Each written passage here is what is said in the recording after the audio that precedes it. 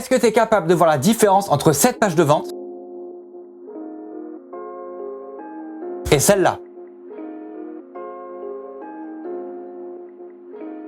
Salut frérot, c'est Fabien et dans la vidéo d'aujourd'hui, on va parler du branding et du marketing. C'est ça la grosse différence entre les deux sites que je viens de te montrer, c'est qu'AliExpress c'est de la merde, ils font ni branding ni marketing et Rolex, ils misent tout sur le branding et le marketing. Et on va analyser en détail la page de Rolex et savoir pourquoi elle casse des culs à ce point-là, genre, ok? Mais avant toute chose, pouce bleu, abonne-toi et active la petite cloche, ok? Ok? Finalement, est-ce que tu sais quelle est la différence entre le branding et le marketing? Le branding, ça va être qui tu es, quelle est ta marque, et le marketing, ça va être les outils et les stratégies et les process qui vont permettre à ta marque de faire passer le message. Le marketing, ça sert à attirer le client. Le branding, ça sert à conserver son attention. Le marketing, c'est fait pour vendre. Le branding, c'est fait pour véhiculer une image, pour véhiculer un message. Et enfin, les stratégies marketing, finalement, ça va, ça vient. Quand tu fais une campagne marketing, par exemple, c'est ponctuel. Le branding, c'est quelque chose qui perdure dans le temps. On va parler de Rolex bientôt. Qu'est-ce qui vient dans l'esprit des gens quand on parle de Rolex? C'est que Rolex, ça inspire le luxe, ça inspire la prestance, c'est les montres que portent les hommes d'affaires, les présidents, ça inspire la prestance et le pouvoir, ok? Donc on va regarder la page de Rolex ensemble, de haut en bas, et on va analyser. On a quoi? On a une vidéo en haut, Day-Date, la montre de prestige par excellence, donc prestige et excellence, ok? Les mots sont pas du tout choisis au hasard. Donc déjà, ça te laisse imaginer que Rolex, c'est des produits là, genre, ok? À sa création en 1956, la Day-Date est la première montre bracelet, chronomètre étanche, blablabla. Ok, storytelling. Storytelling, super important. Les gens aiment beaucoup le storytelling. Ça permet finalement de s'identifier à la marque. Je sais pas si tu te rappelles, les plus jeunes d'entre nous, c'est sûr qu'ils vont pas se rappeler, genre, mais il y a, je sais pas, 20 ans, peut-être quand j'étais petit, il y avait toutes les marques de pâtes qui se sont mises les unes après les autres à changer le nom de leur marque pour un nom et un prénom. Exemple, Panzani, c'était devenu genre Giovanni Panzani, des trucs comme ça. Et toutes les marques, les unes après les autres, s'étaient mises à créer des personas derrière une marque. Alors j'imagine que certaines c'était vrai et d'autres c'était faux, mais en tout cas ils sont tous mis les uns derrière les autres à faire ça. Pourquoi ils ont fait ça? Parce que c'est du storytelling, ça permet aux gens de s'identifier et de se dire c'est pas juste un énorme industriel qui essaie de vendre des pâtes à prix d'or, mais c'est parti au départ d'une personne qui a monté sa petite entreprise, puis qui a grossi, puis qui a grossi. Ça permet de rehumaniser une grosse marque industrielle. Je sais pas si je me fais comprendre. Donc là, dans ce paragraphe-là, on fait du storytelling, ok? Et regarde, cette phrase-là est super intéressante. La précision, la fiabilité, la lisibilité et la prestance hors norme de ce prestigieux modèle en font une montre statutaire par excellence. Wow! Alors cette phrase-là, elle est incroyable. Regarde bien. La précision, la fiabilité, la lisibilité et la prestance. Boum, boum, boum, boum. Hors norme de ce prestigieux modèle. T'as vu les adjectifs, les superlatifs, etc. On y va franchement là. On est là pour vendre des montres à 10 000 balles. Enfin, je sais pas combien ça coûte une Rolex, mais voilà, on est là pour vendre des produits très chers. Donc sur les superlatifs, on y va comme des fous, genre. Ce prestigieux modèle qui en font une montre statutaire par excellence. J'adore cette phrase-là. Une montre statutaire par excellence. Ça veut dire quoi? Rolex véhicule une image de, comme ils disent dans le truc là, prestance et de statut social. C'est que généralement, les Rolex sont portés par des gens qui sont des présidents, des hommes d'affaires, des gens qui ont un très haut niveau de vie, tu vois? Une montre statutaire par excellence. J'adore cette phrase-là. Donc là, on va continuer à descendre. On a des belles photos, ok? Là, c'est les autres produits de la gamme. On s'en fout, des belles photos, des très belles photos. Regarde la différence entre ça et ça, genre. Ces photos-là sont horribles, c'est dégueulasse. Mais regarde, 1,35$, ok? La grosse différence finalement entre toi sur ton site e-commerce et AliExpress, c'est que toi tu fais du branding et du marketing, tout simplement. Bref, on revient sur le site de Rolex. Qu'est-ce qu'on a ici? Design, l'incarnation du prestige. Prestige encore une fois, on en remet une couche. Des belles photos avec une signature pour humaniser la marque, tu vois, pour mettre une personne derrière la marque, ok? D'ailleurs, souvent, je sais pas si t'as remarqué aussi pour les voitures de luxe, genre les Mercedes AMG ou les Jaguar, des trucs comme ça, les grosses bagnoles qui coûtent bien cher, souvent, les moteurs sont signés par celui qui l'a assemblé. Ça permet encore une fois de donner un côté humain à la marque. Donc la lunette peut être cannelée, lisse et se décline en diverses versions. Ok, donc ça c'est du marketing, hein, clairement. Ça aussi, les belles photos, tout ça c'est du marketing. L'emblématique bracelet, l'emblématique, branding, à fond ça. L'emblématique bracelet président. Je veux dire, rien que le nom, il parle à lui tout seul. Le bracelet président à 3 mailles semi-circulaires, créé en 1956. Storytelling. Pour le lancement de l'Oyster Perpetual Date, incarnation ultime, écoute ça, l'incarnation ultime du raffinement et du confort. Hey, on y va fort là quand même sur les mots. Il est toujours réalisé à partir de matériaux précieux, soigneusement choisis, marketing. La Day-Date présente un arc d'identification à la disponibilité de la gamme large langue. Ok. Ensuite, on a quoi? On a encore des photos, des belles photos. Voilà. On va continuer à descendre. des belles photos. Qu'est-ce qu'on a ici?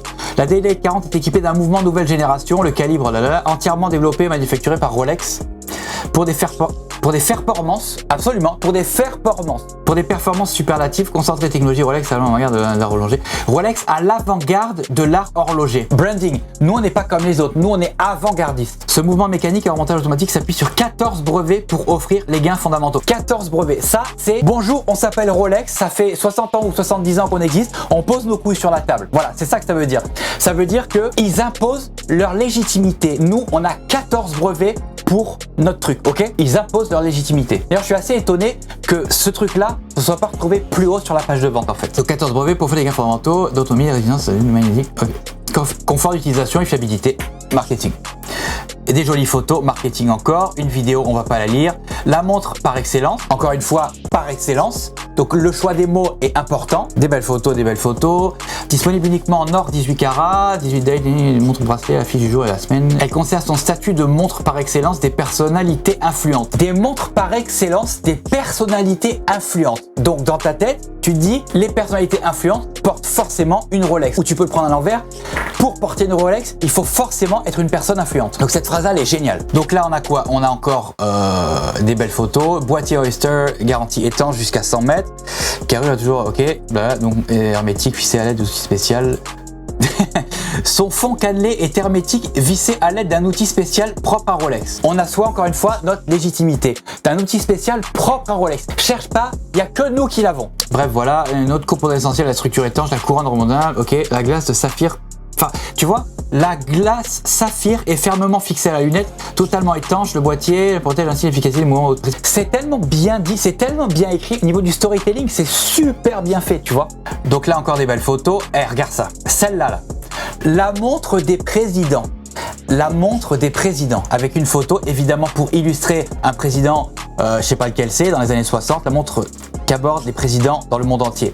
Donc on te montre bien un président, on sait pas si c'est vrai, hein, mais en tout cas, un président avec une Rolex à la main. Donc on te le dit et on te le montre. Et si on pouvait te le faire sentir, on te le ferait sentir aussi, tu vois. D'ailleurs, parenthèse, ça c'est une super technique de marketing. C'est de dire quelque chose et puis de le montrer derrière. Donc par exemple, si tu fais du dropshipping par exemple et que sur ta page de vente tu dis que ton truc est waterproof, montre-le. Juste ne te contente pas de le dire. Montre-le, montre à ton client que ton produit est waterproof. Ça enfonce le clou, tu vois ce que je veux dire? La Daydate est une Rolex portée par le plus... Ah ok, regarde ça.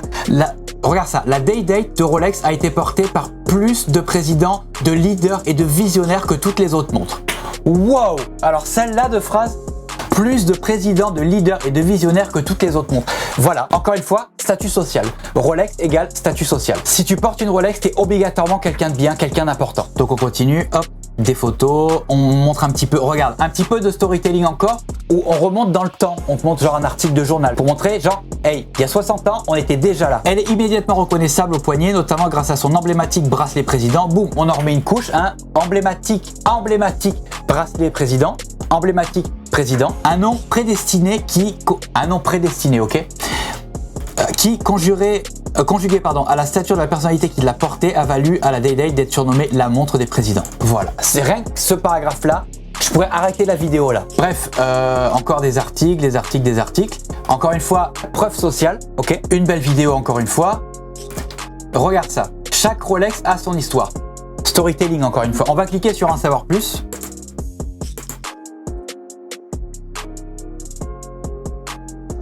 Jack Nicklaus, chaque Rolex a son histoire, une belle photo évidemment. Et là, un joueur de golf professionnel, voilà, joueur de golf professionnel. Et là, on te raconte sa vie avec des vidéos, photos, citations, super important, citations. Encore une fois, sur ta page de vente, si jamais tu as une bonne citation à mettre, rien ne t'empêche de mettre en haut de ta page de vente une bonne citation qui reflète la qualité par exemple et la satisfaction d'un de tes clients. Donc citation, encore une fois, storytelling à fond la caisse, genre en 1966, j'étais marié, j'avais 3 enfants, j'ai remporté le grand chelem de golf, etc. Tu vois, storytelling à fond. Ça marche super bien. Le storytelling, c'est super important. Regarde, tu t'es probablement inscrit sur des mailing lists de personnes qui vendent des formations et qui font du marketing et tu reçois souvent, par exemple, des emails tous les jours, tous les 2 jours, tous les 3 jours où ils te racontent des histoires. Storytelling, ça te permet de mettre une identité sur la personne qui est derrière, ok? Donc bref, storytelling à fond, voilà, image d'archives. Preuve sociale, regarde. Roger Federer, James Cameron, Annika, je sais pas quoi. Ça veut dire que il y a pas que ce gars-là qui porte des Rolex. Tu vois, il y a aussi Federer, James Cameron, cette meuf-là, puis il y en a encore plein d'autres. Évidemment, c'est pas le gars de l'épicerie du coin, c'est des célébrités, d'accord? Et là, bref, quand on descend, contacter un détaillant, parce que Rolex vendent pas directement sur leur site. Contacter un détaillant, d'autres montres de d'autres gammes, ok? La page n'est pas finie, hein. Regarde, la page n'est pas finie. Perpétual, bien plus qu'une simple... Regarde. Perpétual, bien plus qu'un simple mot sur le cadran. Perpétual est un esprit qui nous dit... Je recommence. Perpétual, bien plus qu'un simple mot sur le cadran. Perpétual est un esprit qui nous guide dans tout ce que nous entreprenons. Ok? En savoir plus sur rolex.org. Et voilà. Et ensuite, t'as le footer et on n'en parle plus. Donc finalement, si on devait faire un parallèle avec le dropshipping, puisque c'est ça ma niche à moi, c'est le dropshipping, qu'est-ce qui fait qu'une page produit est une bonne page produit et qui convertit? C'est qu'il y a des belles photos. Évidemment, tu as bien vu sur le site de Rolex, les photos, elles sont incroyables parce que là, on te vend des produits qui sont extrêmement chers. Plus tu vas miser sur la qualité de tes photos et la qualité de ton texte, et plus tu pourras vendre tes produits chers. Une bonne fiche produit avec les ingrédients principaux, et c'est quoi? Qu'est-ce que ça va m'apporter d'acheter ton produit? Ça, c'est juste le truc le plus important. Les caractéristiques techniques, on s'en fout, on en a rien à foutre. Tu mets ça à la fin pour les gens un peu piqués, genre qui veulent vraiment savoir en quel matériau elle est fait, le poids, etc. Mais en fait, les caractéristiques techniques, on en a rien à foutre. Les gens, ce qu'ils veulent savoir, c'est qu'est-ce que ça va m'apporter d'acheter ton produit et qui tu es, d'où tu sors. Et tu peux rajouter, selon la niche dans laquelle tu es, quelle est ta légitimité à essayer de me vendre ton truc. Donc, dans le contexte de je vends des montres, ben, la légitimité de Rolex, c'est ça fait 80 ans ou je sais pas combien de temps qu'on est là, on n'a plus rien à prouver et c'est nos montres qui sont au poignet de toutes les personnes